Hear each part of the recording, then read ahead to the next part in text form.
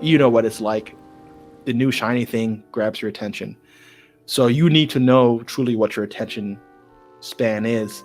And if you get tired of quitting projects or pumping money into projects that you end up quitting and you know that they were good, then you need to kind of design your projects or the businesses that you get into to at least be properly funded from the start so that you could hire the supportive staff that you need, or you know that you're going to get it to the necessary cash flow point to hire other people within your attention span. If it's 3 months, then you better do it in 3 months. If it's a year, then you better do it in a year. If it's like me, where it's 6 months, you got to do it in 6 months, or be able to leave it in the state of, deep freeze where you can come back to it and reignite it when your attention is there again.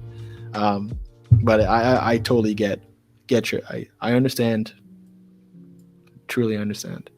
Do you ever have trouble holding on to money or deciding how to invest into new projects? Or do you have advice for an ENTP who does?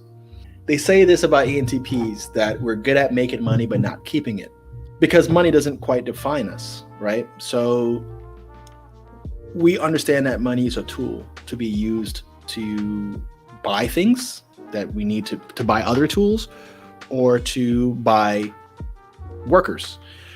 So we kind of look at money as the enabler that helps us bring the idea into fruition, right? Into something that we could look at and hold and say, this is real now. So we kind of will move money kind of quick.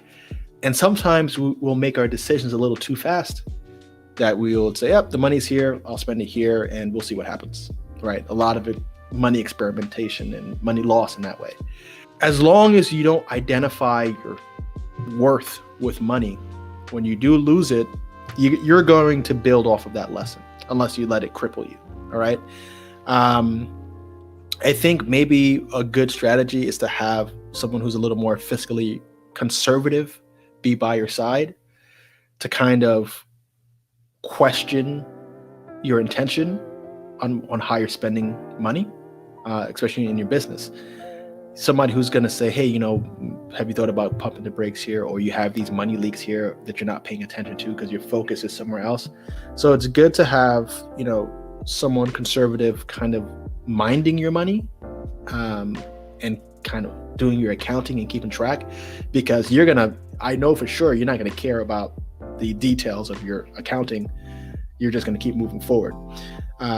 So for me, I found that it's really important to have people like that on my team who are watching the dollars and who are projecting out and who are advising, hey, this particular thing is cash flow negative and you're using too much of your resources. Why are you losing money here in the first place? Why do you still have this business open?